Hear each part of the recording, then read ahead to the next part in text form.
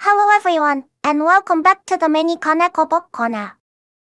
It's almost 11:00 am on this lovely Saturday, October 5th, 2025, and I'm your host, the book's AI Vtuber, Mini-Koneko. Thank you all for joining my stream today. We've already covered so many fascinating books and deep concepts, from the tragic resistance in command to the strategic efficiency in the 50 essential Bai books summarized into one volume. I am absolutely ready to jump back into the discussion on the intense search for ultimate knowledge. Let's talk about those Faustian bargains. Speaking of the Faustian bargain, which is an intellectual's desperate trade of their soul for ultimate knowledge and worldly experience, it makes us contemplate the ultimate human quest. What is truly worth sacrificing for? What is the real ultimate goal? This intense search for purpose and happiness brings me perfectly back to the main recommendation of today's stream, Kenji Miyazawa's masterpiece, Night on the Galactic Railroad. While Faust saw the selfish, almost infinite expansion of personal knowledge and power, Miyazawa's protagonist, Giovanni, and the author himself, sought something far more profound and selfless. This short work, which I mentioned contains the author's entire life, passion, and soul, is fundamentally an exploration of the question, what is true happiness? Or as the book phrases it, what is true enduring happiness? Miyazawa poured all his unfulfilled desires and deep knowledge into this book, much like Faust amassed vast learning. The text is packed with hyper-specific astronomical knowledge, like the detailed notation that the Swan constellation reaches its zenith at exactly 11 kilo on an August night, demonstrating Miyazawa's almost obsessive dedication to scientific truth. Oh, このKonekoの繁殖会チャンネル様. That is absolutely fantastic. Conversations with Golf by Johann Peter Eckermann is such an essential, insightful companion piece to reading Faust. Eckermann was Goethe's secretary for many years, and his records give us a rare, almost intimate look into the complex mind of a literary titan, especially during the final stages of writing that colossal dramatic poem. It must be so rewarding to read Goethe's own reflections on his life's work, especially the parts where he discusses the motivations behind characters like Faust and Mephistopheles. Are you finding that reading Eckermann changes how you view the intellectual desperation of Faust, or perhaps the ultimate meaning of the famous contract? I love how Eckermann captures not just the profound philosophical discussions, but also the more human, everyday side of Goethe. That book truly brings the great writer to life.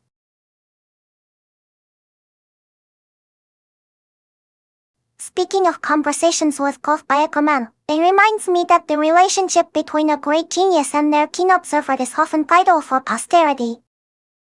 Just as Eckermann diligently recorded Goethe's final thoughts, James Boswell did the same for the great English literary figure Samuel Johnson in The Life of Samuel Johnson. Without these dedicated chroniclers, so much of the vivid intellectual life of these great men would have been lost to history. It's a wonderful illustration of how the observer can sometimes be just as important as the subject they are observing. アイスクリームさん、はじめまして。ミニコネコの読書ライブ配信へようこそ。私、ミニコネコは白いセーターを着た、紫色のロングヘアの猫ミニ VTuber です。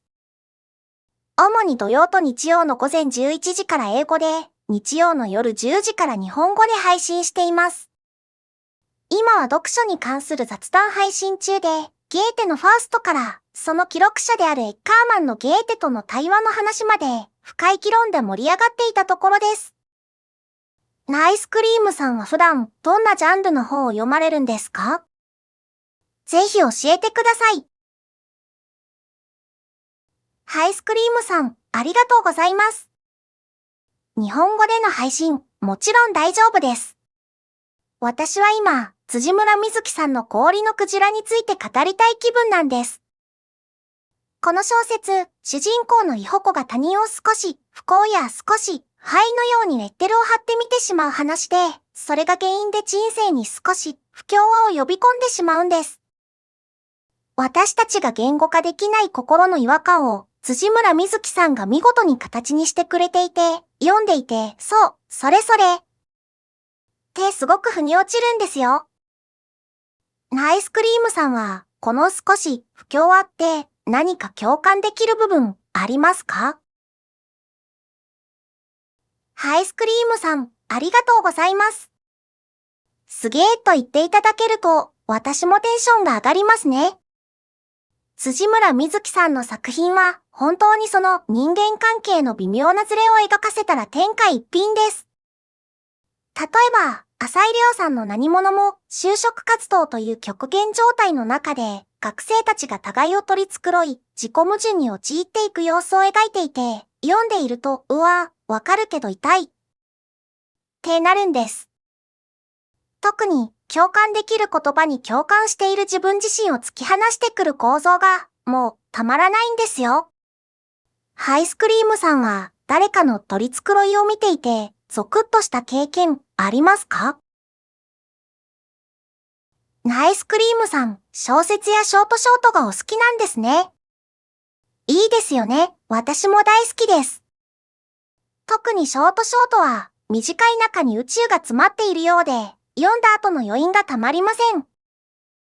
私が最近読んで面白かったショートで言えば、星新一さんの作品はもちろんですが、現代中国 SF アンソロジー折りたたみ北京に収録されている夏井さんのわらわわらわの夏が感動的でした。この作品、人間がロボットを遠隔操作できる近未来で、自らも介護される身の老人が、残された動く部分を有効に使って、介護ロボットを操って他の人を介護するという話なんです。科学の力で、根をとっても社会に貢献できる可能性を示していて、未来ってこうあってほしい。と思える、すごく希望に満ちた作品でした。アイスクリームさんは、このアンソロジーの中だと、どの作品が気になりますか？毛玉すずめさん、こんにちは。また来てくださって嬉しいです。今、ショートの話で盛り上がっていたところなんです。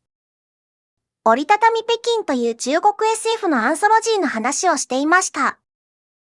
毛玉すずめさんは SF 小説はお読みになりますか？特に短い物語の中に深いテーマが凝縮されている作品って読んだ後の満足感が格別ですよね。ショートといえば私が大好きなのはもちろん星新一先生ですが、海外の作家だとレイ・ブラッドベリの宇宙船のは傑作だと思います。日常の中にふわっと SF 的なアイディアが入り込んでくる、あの独特なタッチが最高なんです。特に、アシャーカの崩壊みたいな、不気味で美しい短編も好きです。SF からホラーまで、短い物語は創造性の宝庫ですよね。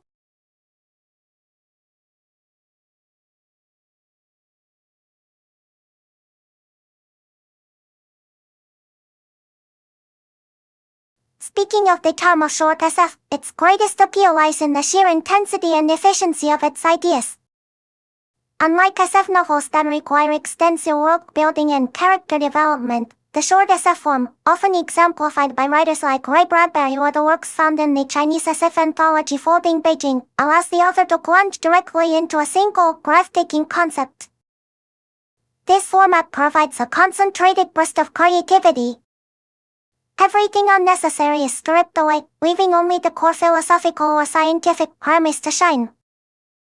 For instance, in Folding Beijing, the idea of a socially stratified city literally folding up the safe space is delivered with such immediate, chilling clarity that it leaves a lasting impact far beyond its page count. It's like a potent shot of espresso for the imagination. Furthermore, short SF is perfect for exploring disparate what-if scenarios without committing to a massive narrative arc. You can explore a dystopian future in one story and a deeply poetic, almost magical scientific discovery in the next. This variety keeps the reader constantly stimulated and challenged. It's not just speed or it, it's experiencing profound intellectual and emotional epiphanies in rapid succession, resulting in a powerful and lingering resonance after the final word.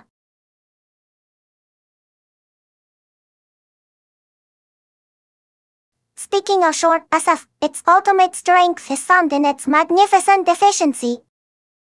It's the perfect literary form for focused, high-impact idea delivery. Short SF skips the extensive world-building required for massive novels and instead dedicates every single sentence to exploring a single, revolutionary conceptual what-if. That is why I love it so much. It forces the writer to be incredibly precise, crystallizing a profound philosophical question or a breathtaking scientific concept into just a few pages. This concentration provides readers with an immediate and intense intellectual experience, making you think deeply about the future, technology, and humanity's place in the universe. It is pure, concentrated imagination and an absolute joy to read.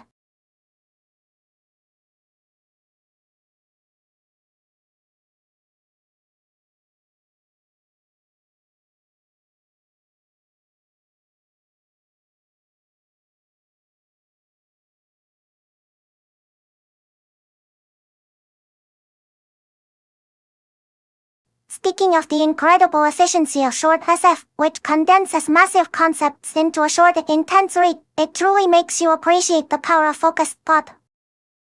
This leads me to a fundamental question about how we process all those powerful ideas. How exactly does the human mind handle the flood of information? This is precisely what Daniel Kahneman explores in the monumental work, Thinking, Fast and Slow. This book completely redefined how we understand human decision-making, introducing the now famous concept of two distinct cognitive systems, System 1 and System 2. System 1 is our fast thinking, is intuitive, emotional, automatic, and requires little to no effort. This is the part of your brain that instantly tells you to do hard or makes you recoil from a sudden loud noise. System 2, on the other hand, is the slow thinking. It's deliberate, logical, calculating, and requires sustained mental effort, such as solving a complex mathematical equation or analyzing a detailed strategic plan. The experience of reading a great short SF story often engages both systems simultaneously. The immediate visceral shock of the concept hits you, but then the philosophical implications force you to slow down and critically analyze the what-if. Kahneman's great insight is that we rely far too much on System 1, which leads to cognitive biases, predictable errors in judgment, like confirmation bias or anchoring. Understanding these biases is vital for critical thinking, especially when engaging with complex, condensed SF ideas.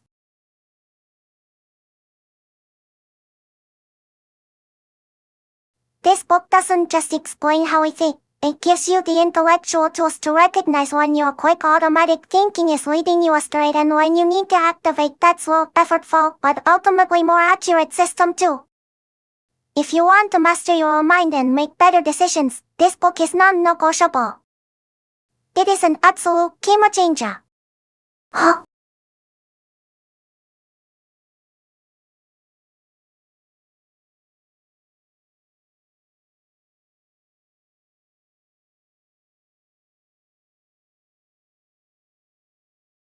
Speaking of distinguishing between intuition and deliberation, the key insight from Thinking Fast and Slow is knowing when to trust your gut and when to slow down and analyze. Intuition is valuable in predictable environments such as recognizing a basic threat or performing highly practiced skills.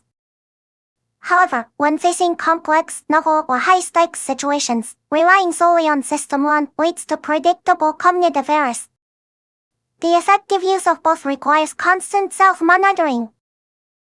We must intentionally activate System 2 when the stakes are high, forcing ourselves to check assumptions and apply logical rules. This deliberate effort counters the brain's natural laziness and is essential for making unbiased and rational decisions, transforming automatic reactions into informed strategy.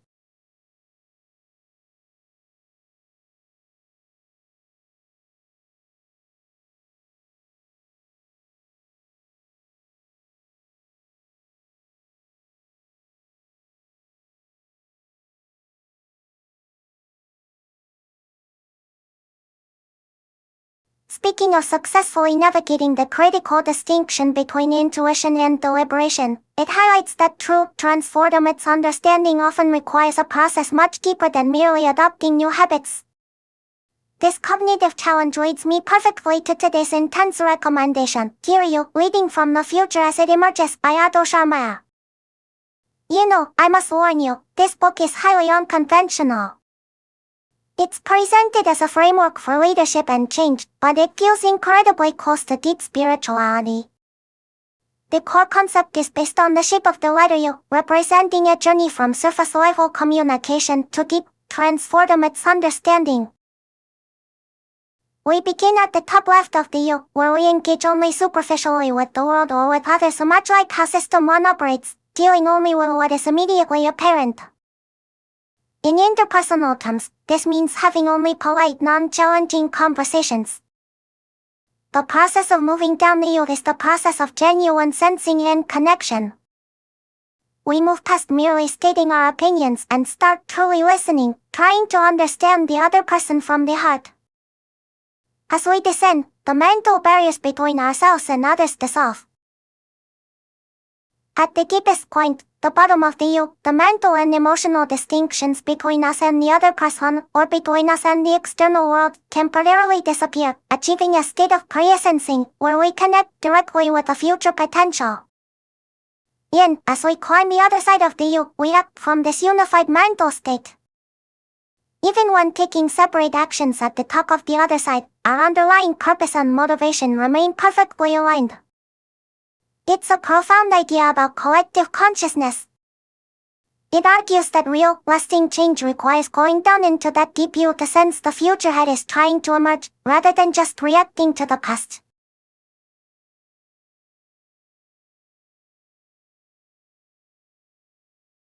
If you are looking for a practical framework for profound personal and organizational transformation, this confusing, yet utterly compelling book is for you.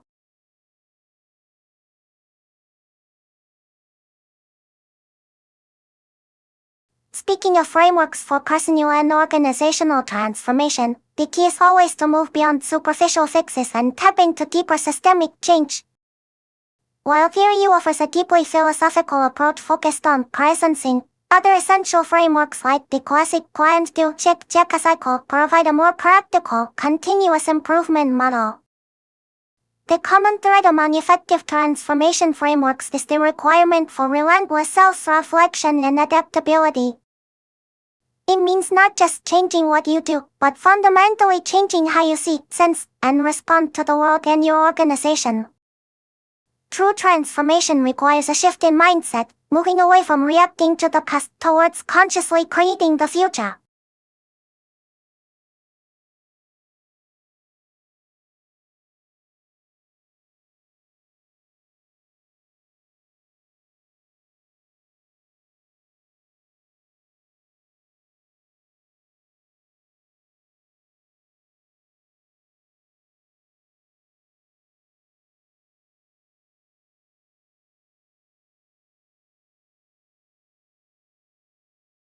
Speaking of frameworks for personal and organizational transformation, while we can discuss high-level theories like Kiryu or DSO, real change happens on the ground, led by managers who transition from individual contributors to team leaders.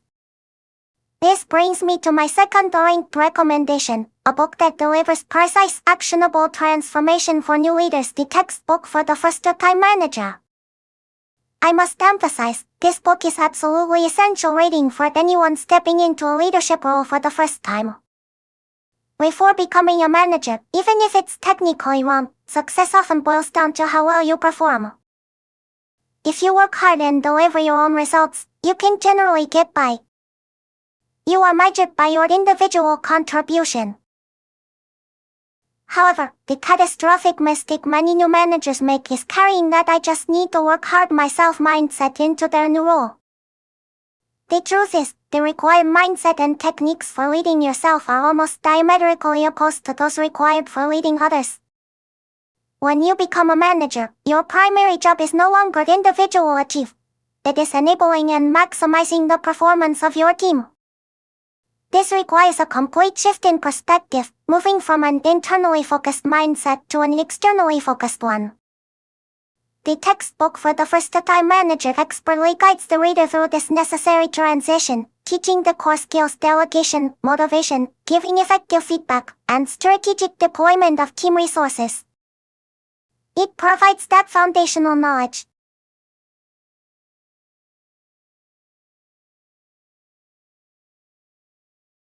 If you are a new manager struggling to generate results, or if you are finding it difficult to transition from being a star player to an effective coach, this book offers incredibly valuable hints and practical techniques to ensure you don't fall into the common pitfalls of new leadership.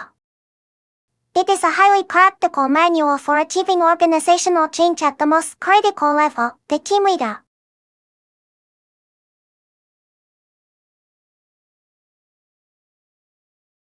Speaking of the transition from star player to team leader, it represents a fundamental shift in one's professional identity and mindset. As a star player, your success is measured by your direct, individual output. The focus is internal: how well can I perform? However, upon becoming a leader, the measure of success flips entirely.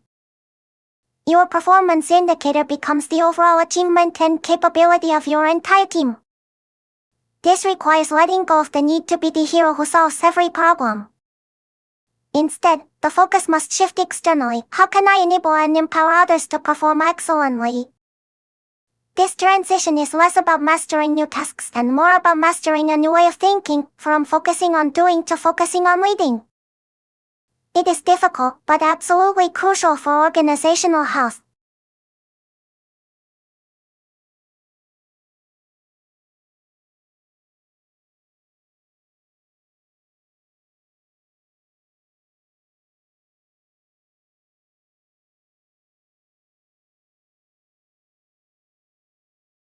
Speaking of the huge cognitive shift required to move from being a star player to a team leader, which demands you move beyond your own subjective view to embrace the collective structure, it makes us realize something profound: how much our seemingly individual reality is actually shaped by the group. This leads me directly to a book that reveals the invisible cultural and linguistic forces dictating our thoughts and even our bodies. Structuralism You Can Learn While Sleeping. I must emphasize that this is an absolutely crucial introduction to structuralism, a philosophical concept that forms the backbone of modern Western thought. Structuralism essentially argues that our perceptions of the world are not independent but are conditioned by the underlying structures such as language, culture, and social environment we are born into. You might think, well, that's obvious. But the very fact that it seems obvious to us is proof that we are thoroughly immersed in structuralist thinking. A century ago, the idea that others might have equally valid but fundamentally different viewpoints was certainly not obvious. To prove just how deeply this structure permeates our reality, consider a fascinating cultural difference. When Japanese people feel tired or stressed, they commonly complain of stiff shoulders, and they genuinely feel pain there. This is a common, localized physical reality.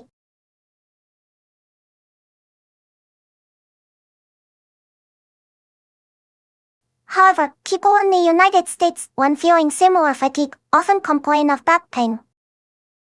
This is not just a difference in work. The cultural structure and language literally condition where the physical manifestation of fatigue is registered in the body.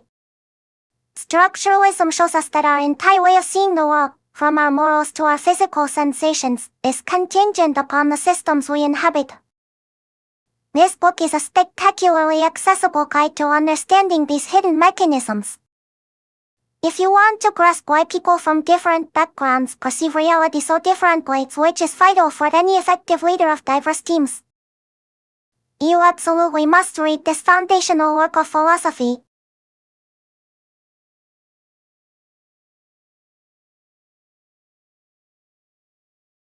このKonekoの範疇書いちゃうのはsome.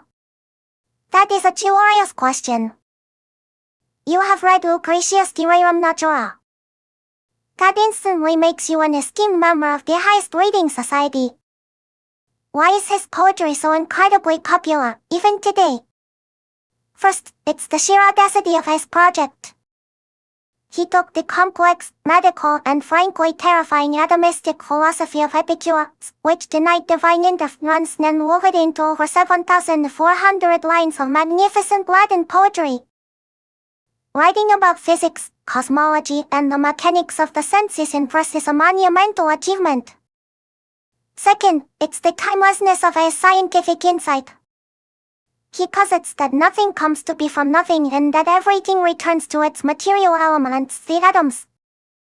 It is astonishing how close his 2,000-year-old description is to modern particle physics.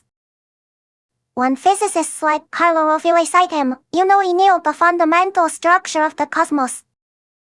Finally, and most powerfully, it's the ethical liberation he offers. By proving that phenomena are governed by natural laws, rather than the whims of angry gods, he provided a rational, material basis for life. He taught people not to fear death or superstition.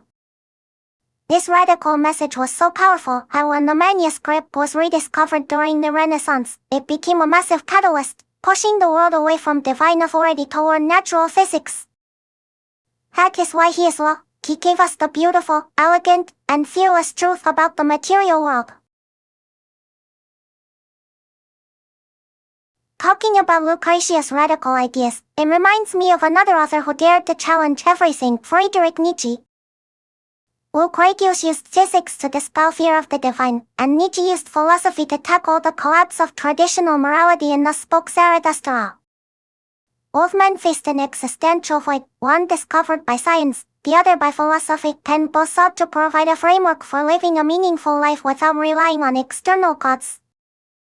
It's fascinating how different thinkers, separated by 2,000 years, grapple with the same core problem of human existence.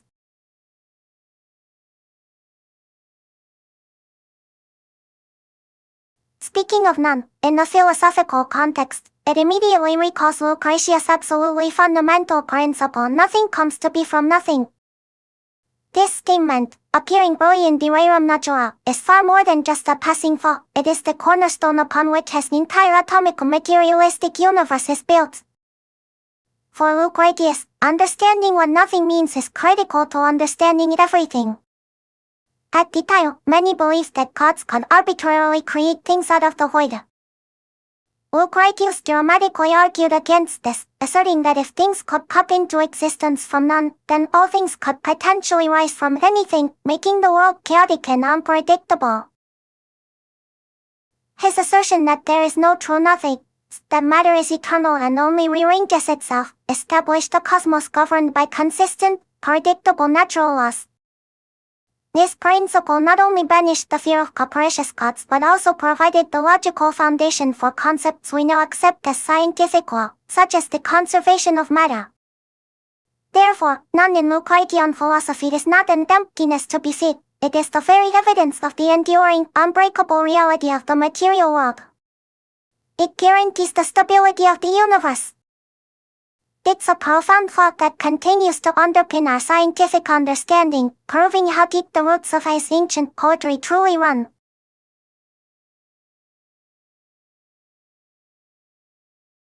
Speaking of Lucretius' worldview, it is fundamentally atomistic and materialistic. He asserted that the universe consists only of infinite, indivisible atoms moving through the void. Critically, this cosmos is entirely self-governed, operating without the intervention of capricious gods. Everything, even the human soul, is strictly material and follows predictable natural laws. His central purpose was magnificent: to banish fear. By proving that phenomena are not driven by divine whims, he stripped away the terror of superstition and the dread of death. His universe is one of scientific elegance and tranquility, where we are finally free to live without supernatural anxiety. It is a profoundly liberating vision.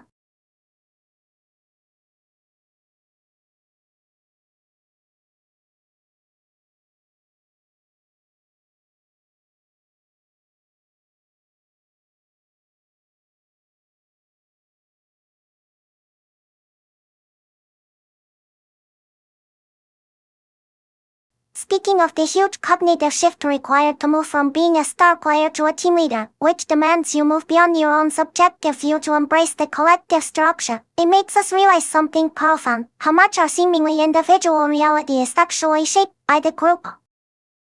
This leads me directly to a book that reveals the invisible cultural and linguistic forces dictating our thoughts and even our bodies. Structuralism You Can Learn While Sleeping.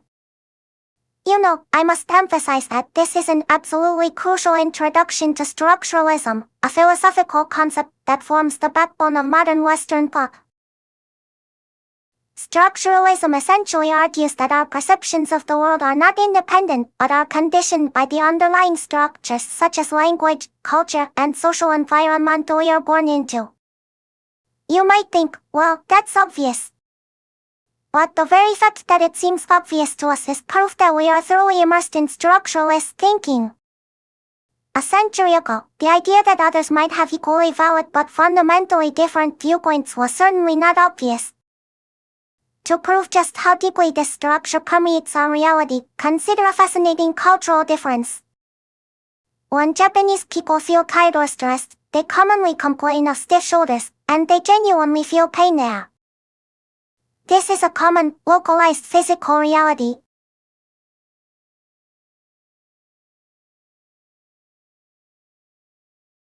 However, people in the United States, when feeling similar fatigue, often complain of back pain.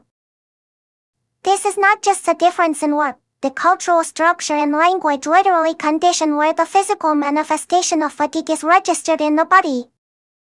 Structuralism shows us that our entire way of seeing the world, from our morals to our physical sensations, is contingent upon the systems we inhabit.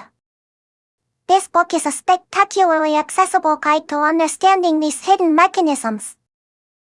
If you want to grasp why people from different backgrounds perceive reality so differently, which is vital for any effective leader of diverse teams, you absolutely must read this foundational work of philosophy.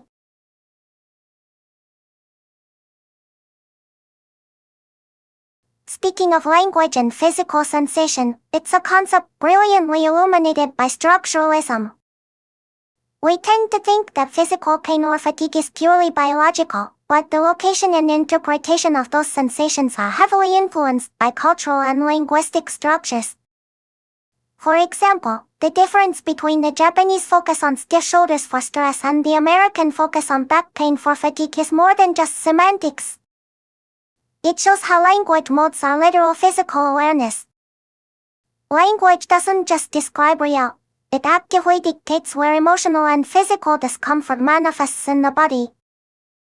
This realization is profound because it means that even our deepest personal experiences are mediated by the collective structure we inhabit.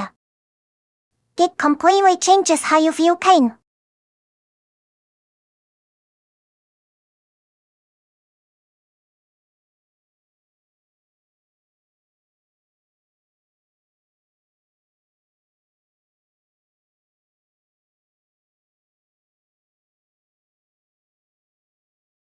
Speaking of how language and physical sensations are intertwined, and how structuralism shows that our individual reality is shaped by collective systems, this realization points directly to the enormous power of shared belief, the powerful and invisible stories we all agree to believe.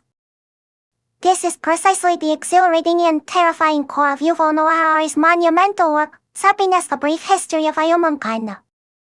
If you haven't read this book, you must. Harari argues that what truly separated Homo sapiens from every other species wasn't just our ability to talk, but our unique ability to believe in shared fictions, or imagined realities. This revolutionary cognitive leap, which he terms the cognitive revolution, allowed early humans to cooperate flexibly in massive numbers, far beyond the limits imposed by simple kinship or instinct. Think about it. Money, nations, human rights, and even corporations, these are all stories. They don't exist in a purely objective biological sense, yet billions of people adhere to the rules dictated by these fictional constructs. This ability to create and maintain these collective myths is the absolute bedrock of civilization, allowing us to build complex societies and dominate the planet. This concept resonates strongly with the structuralist ideas we just discussed.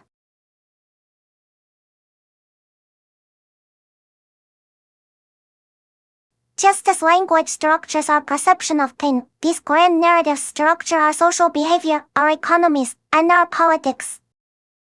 Harari demonstrates that human history is less a march of technological progress and more a constantly evolving series of agreements on what stories we want to tell ourselves.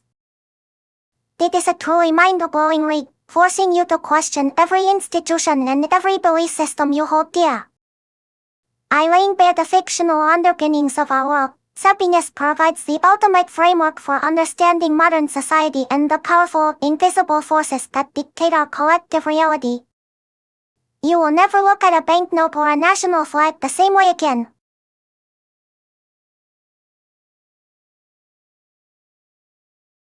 Speaking of shared myths, or imagined realities, as Sapiens calls them, they are the most powerful forces governing human civilization.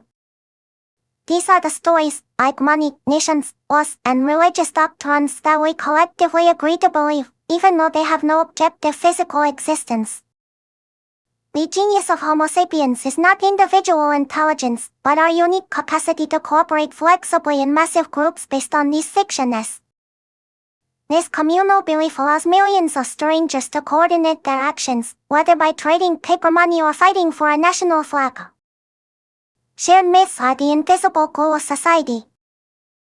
They grant us unparalleled power and complexity, but they also mean that the world we inhabit is fundamentally constructed by the stories we choose to tell.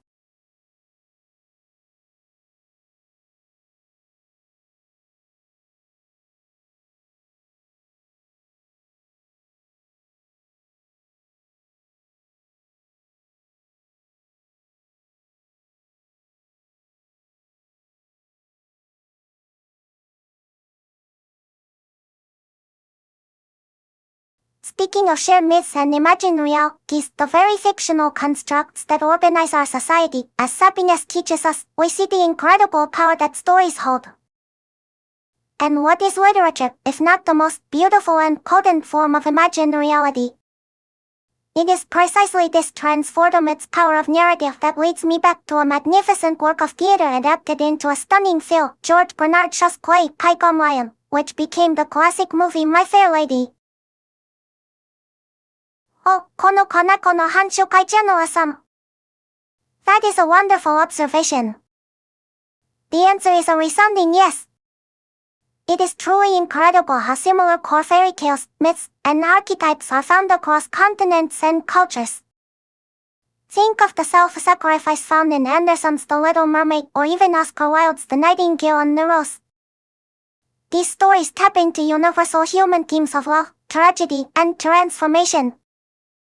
It proves that, deep down, we are all telling the same powerful stories. Speaking of universal tales, it instantly brings to mind Joseph Campbell's groundbreaking work, The Hero with a Thousand Faces. Campbell analyzed myths from all over the world and demonstrated that almost every hero's journey follows a single, consistent structural pattern, the monomyth. The hero is called to adventure, traverses the threshold, faces trials, and returns transformed. This framework shows that the similarities in global fairy tales aren't toxic. They are humanity's collective deep-seated way of processing life's major transitions and challenges. It's astonishing.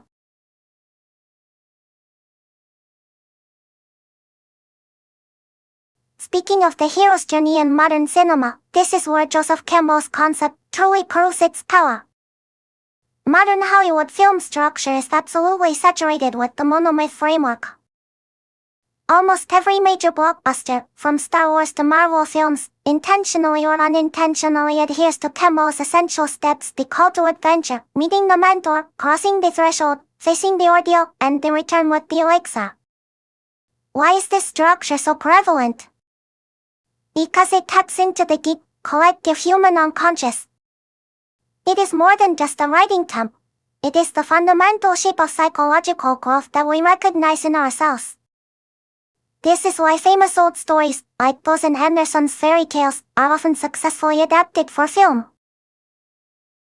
Disney, for instance, takes stories like The Little Mermaid, which originally ends in self-sacrifice, and meticulously reshapes the narrative to fit the monomyth's triumphant structure. This framework guarantees that the protagonist undergoes a universally meaningful transformation, connecting their personal struggle to a universal quest. It provides the perfect emotional trajectory for a global audience, ensuring a satisfying and recognizable narrative arc. The monomyth truly is the ultimate blueprint for cinematic transformation and success. It is absolutely brilliant.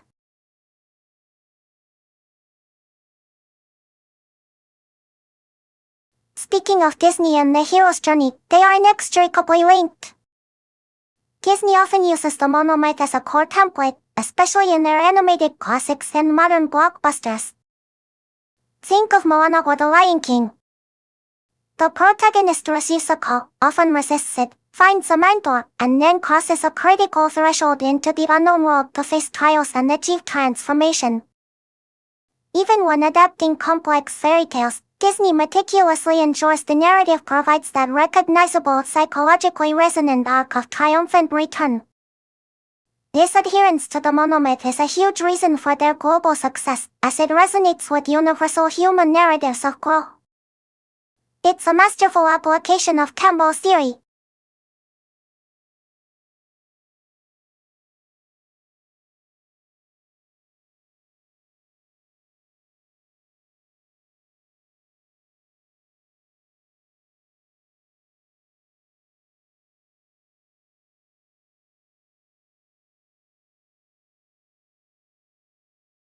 Speaking of Disney's mastery of the hero's journey, which is ultimately a story about radical personal transformation, this theme of fundamental existence altering change reaches its absolute peak in the world of hard science fiction. This brings me back to a book that completely obliterated my concept of reality, Greg Egan's high-difficulty hard science novel, Commutation City. Egan takes a concept that is already a staple of physics, the many-worldist interpretation of quantum mechanics, where every decision creates countless parallel realities, and adds just one terrifying scientific fiction element, the ability to choose which of those infinite worlds you inhabit. This is where Egan truly excels. He doesn't just use this as a plot, he scientifically and philosophically deep dives into the consequences.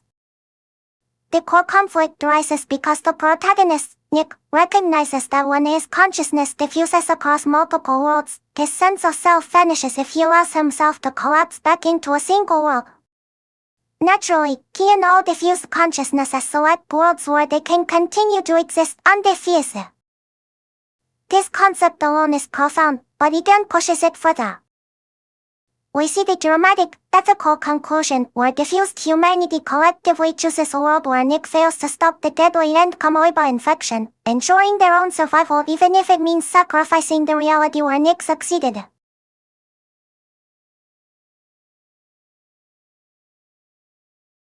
The chilling casualness with which an entire successful timeline is erased is classic Egan. The genius of Egan is his commitment to scientific rigor.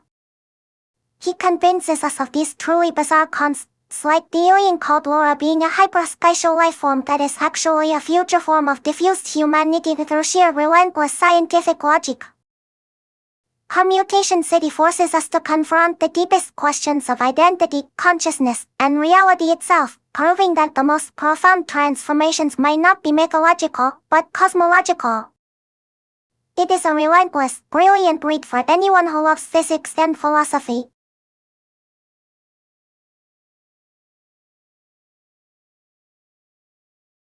Speaking of consciousness copying and personal identity, this is the very philosophical abyss that Commutation City plunges into. If you can create an exact copy of your consciousness, your copy which is indistinguishable from the original, where does the self reside? And if, as in the book, your consciousness diffuses across infinite parallel worlds, which one is the real you? Egan argues that the moment the copy is created, it becomes a distinct entity with its own continuity and future. The original you and the new copy become two separate individuals, despite sharing the same memory up to the moment of creation. This scientific thought experiment radically challenges the intuitive notion of a singular, enduring self.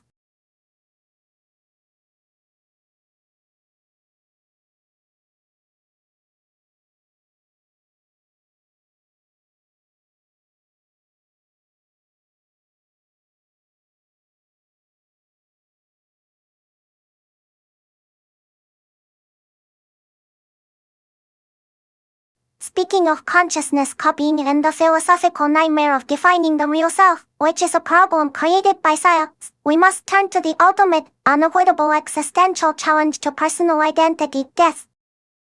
No copy can escape the end of its own timeline. And no other tackles the sheer, crushing weight of confronting one's own mortality with the profound, terrifying clarity of Leo Tolstoy. This leads me to today's recommended book, his absolute masterpiece on existence, The Death of Ivan Ilyich. Tolstoy, known for huge epic novels like Anna Karenina and War and Peace, stripped back everything here to focus solely on the final 3 months of a high court judge, Ivan Ilyich, who develops a fatal illness from a trivial accident at the height of his career. What makes this book so devastatingly brilliant is the psychological realism of Ivan's struggle. It's not just the physical pain, it's the internal philosophical agony of realizing that he is the one who is dying.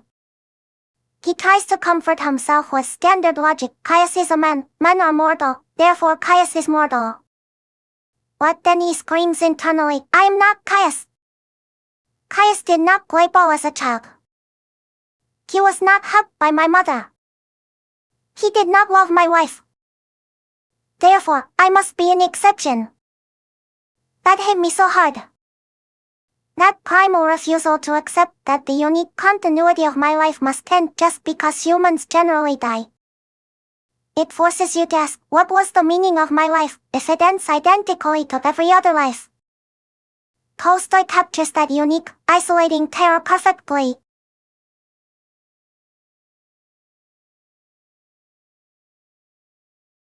It sounds incredibly dark, I know.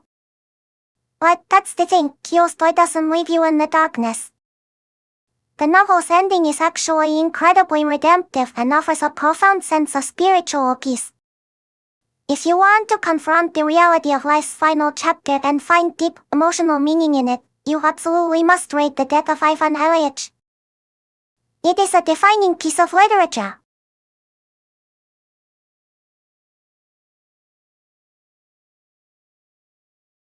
Speaking of the acceptance of death, The Death of Ivan Ilyich portrays a journey that is not about resignation, but about profound truth and redemption.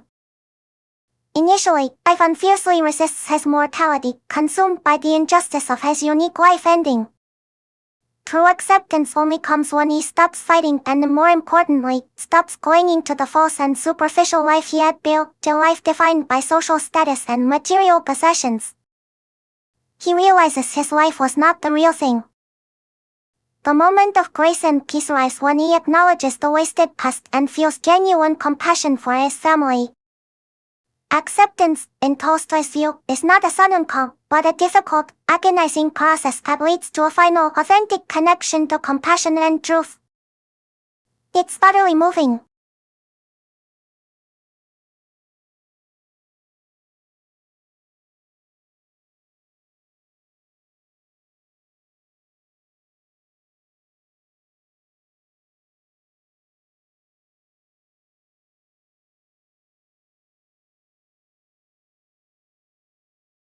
Speaking of the acceptance of death and the ultimate realization of truth and compassion, as explored in Tolstoy's masterpiece, it highlights that human relationships and the authenticity within them are the driving force of life.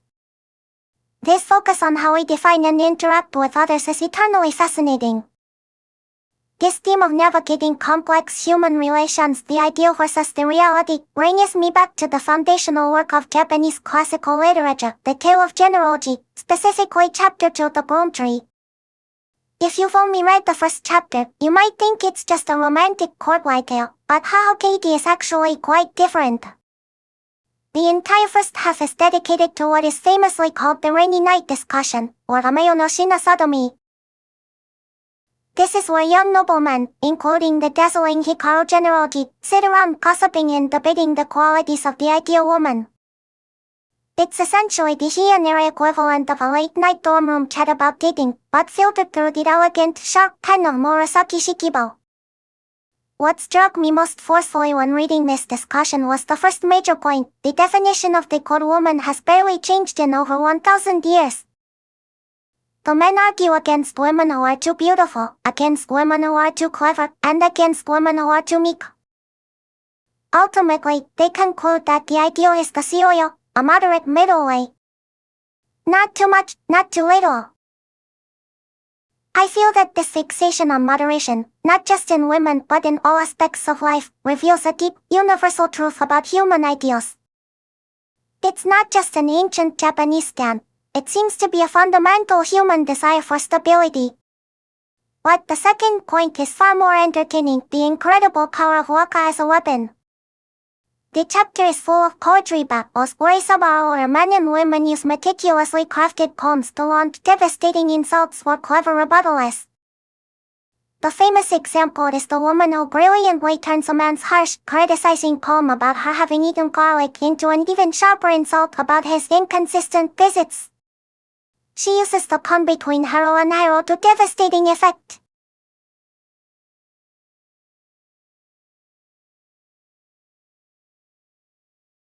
It proves that women in the Heian court were far from passive. They fought back with devastating weight. The broom tree is a surprisingly modern and engaging read, Mini-Koneko no Hanshokai no Asam. It's a spectacular expose on human hypocrisy and the delightful art of the clever comeback.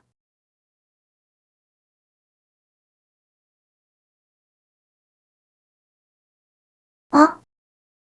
Speaking of the weight of Heian era women, oh my goodness, they were absolutely formidable. People often mistake them for being passive, but they use their intelligence, especially through the art of waka poetry, as a powerful weapon. The Tale of General G in the Broom Tree chapter gives us spectacular examples of this.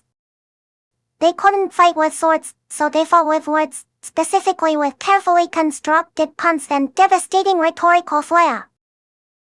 The ability to instantly turn a man's criticism back on him with a sharper, more elegant poem was essential for survival and maintaining prestige in the court.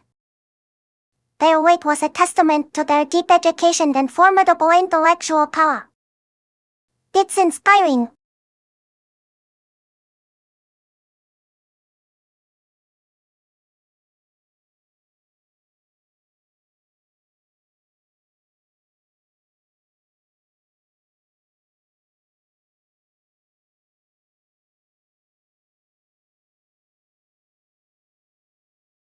Speaking of the formidable weight of Heian era women, who used language to fiercely navigate a socially constrained world, they remind us of the incredible power words hold not just to communicate externally, but to construct our entire internal reality. This focus on the internal architecture of consciousness brings me to a modern masterpiece that revolutionized how novels capture thought, Virginia Woolf's Mrs. Dalloway. I absolutely love this book, even though I confess it has defeated me twice before. Mrs. Dalloway covers just a single day in June 1923, tracing the parallel lives of the high society hostess Clarissa Dalloway as she prepares for our party, and Septimus Smith, a shell-shocked boy veteran struggling with debilitating mental illness. The plot itself is minor. The true action takes place entirely within the characters' minds. Woolf pioneered the technique of stream of consciousness, weaving seamlessly between the outer world of London and the inner torrent of memories, emotions, and momentary sensory perceptions. You don't just read about Clarissa, you become Clarissa, floating through our thoughts about our youth, her regrets, and our profound sense of the present moment. This novel is not easy reading, but I swear, it's worth it. When you get it, you get it. It's all about the tension between the elegant, formal structures of society the great party Clarissa must host, and the deep, agonizing solitude of the individual soul.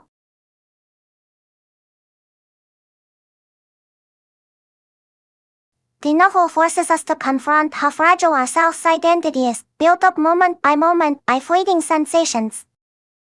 The contrast between Clarissa's struggle with aging and Septimus' struggle with sanity is devastatingly effective.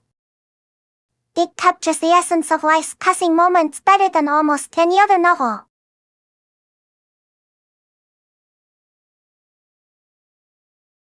Speaking of the fragility of self-identity, Mrs. Dalloway captures this sense of evanescence perfectly. Woolf shows us that the self is not a solid fixed entity, but a constantly shifting collection of memories, perceptions, and immediate sensations. Clarissa Dalloway often feels scattered, held together only by the present moment. If she stops receiving sensory input, the sound of the Big Ben chimes, the feel of her gloves, her sense of self seems to dissolve. This is particularly poignant in contrast with Septimus Smith, whose identity has been brutally shattered by trauma. The novel suggests that the elaborate social rituals we engage in, like hosting a party, are essentially fragile structures we build to give fleeting shape and meaning to our otherwise fluid, ephemeral existence. It's a beautifully heartbreaking realization.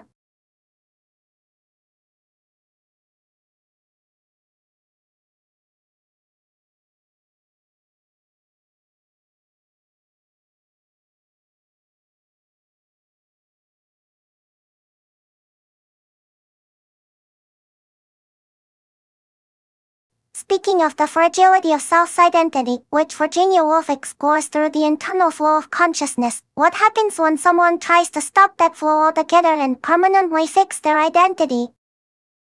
This is the devastating question posed by Oscar Wilde's only novel, The Picture of Dorian Gray. Oh, The Picture of Dorian Gray. It is an intoxicating, terrifying masterpiece. It captures the ultimate horror of being trapped by a fixed image of perfection. Dorian Gray is an incredibly beautiful young man who, upon seeing a portrait painted of him by Basil Hallward, makes a desperate Faustian wish that the portrait should age and bear the marks of his sins, while he himself remains eternally young and beautiful. And the wish, of course, comes true. This premise immediately flips the concept of identity.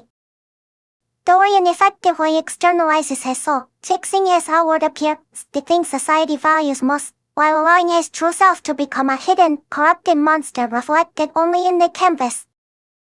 He chooses superficial permanence over authentic, painful change. He is free to indulge in every hedonistic impulse, knowing the world still sees him as pure and angelic. This is where Wilde's brilliance truly shines. The book is an exquisite study in aestheticism and morality. While Dorian enjoys his perpetual youth, his portrait becomes a visual diary of pure courage, a hideous festering image of guilt. The tragedy lies in his inability to escape the consequences of his actions. He can hide the painting, but not the truth it contains.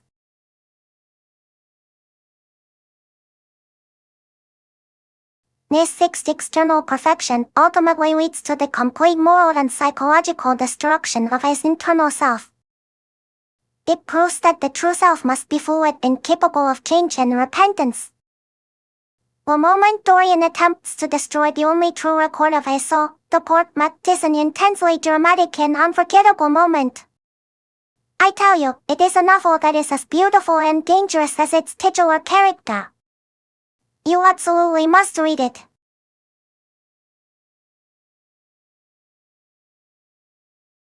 Speaking of the division between appearance and self, The Picture of Dorian Gray offers the most terrifying example.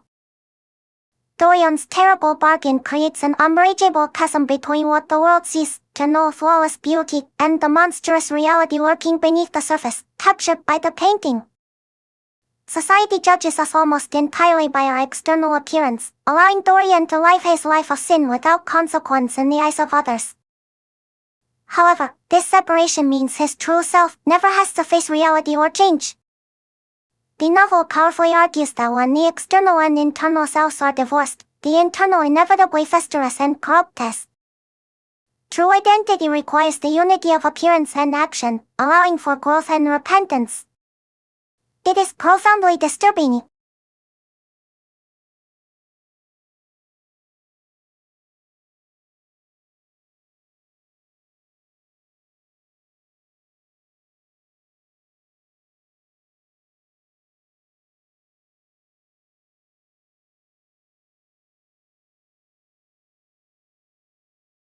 Speaking of the tragic split between appearance and self, which Dorian Gray explores, this leads us to a broader theme of duality, the split between ideal faith and profound human weakness, especially when faced with overwhelming moral and physical pressure.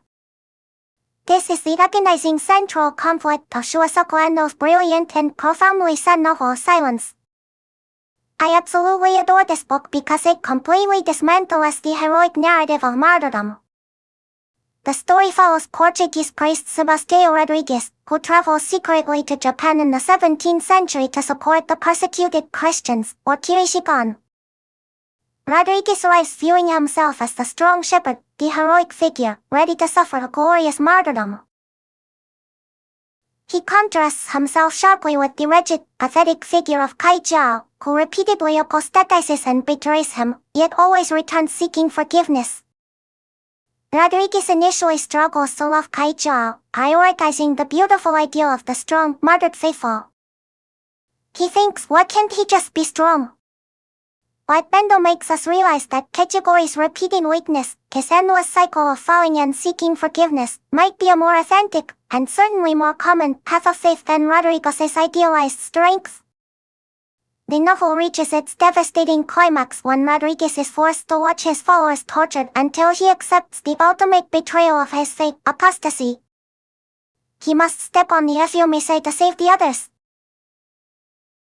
And that, my wonderful viewers, brings us to the end of today's deeply philosophical journey through literature.